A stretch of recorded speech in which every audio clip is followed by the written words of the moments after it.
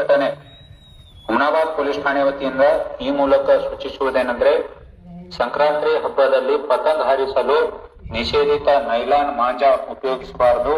ಇದರಿಂದ ಪಾದಚಾರಿಗಳಿಗೆ, ದ್ವಿಚಕ್ರ ಸವಾರನಿಗೆ ಮತ್ತು ಪಕ್ಷಿ ಪ್ರಾಣಿ ಸಂಕುಲಕ್ಕೆ, ಪರಿಸರಕ್ಕೆ ಹಾನಿಯಾಗುತ್ತದೆ.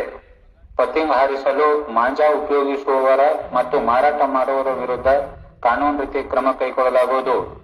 ಮನೆ ಮೇಲ್ಛಾವಣಿಯಲ್ಲಿ ಪತಂಗ್ ಹಾರಿಸುವಾಗ ವಿದ್ಯುತ್ ತಂತಿಗಳಿಂದ ಜಾಗ್ರತೆ ಇರಲಿ. ವೀರಭದ್ರೇಶ್ವರ ಜಾತ್ರೆ ನಿಮಿತ್ತ ಕಾನೂನು ಮತ್ತು ಸುವ್ಯವಸ್ಥೆ ಕಾಪಾಡುವ ದೃಷ್ಟಿಯಿಂದ ಮತ್ತು ಸಂಕ್ರಾಂತಿ ಹಬ್ಬ ಮತ್ತು ಜಾತ್ರೆ ಶುಭಾಶಯ ಕೋರಿ ಬ್ಯಾನರ್, ಕಟೌಟ್ ಅಳವಡಿಸುವವರು ಕಡ್ಡಾಯವಾಗಿ ಪುರಸಭೆಯಿಂದ ಅನುಮತಿ ಪಡೆಯತಕ್ಕದ್ದು ಮತ್ತು ನಿಗದಿ ಮಾಡಿದ ಸ್ಥಳದಲ್ಲಿ ಮತ್ತು ನಿಗದಿತ ಸಮಯದ ಒಳಗಡೆ ತೆರವುಗೊಳಿಸತಕ್ಕದ್ದು.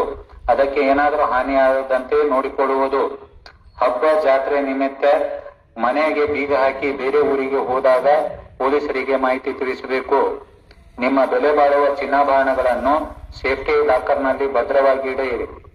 ಅನುಕೂಲಸ್ಥರು ತಮ್ಮ ಮನೆಯಲ್ಲಿ, ವ್ಯಾಪಾರ ಮಳಿಗೆಗಳಲ್ಲಿ ಕಡ್ಡಾಯವಾಗಿ ಸಿಸಿ ಕ್ಯಾಮೆರಾವನ್ನು ಅಳವಡಿಸುವುದು.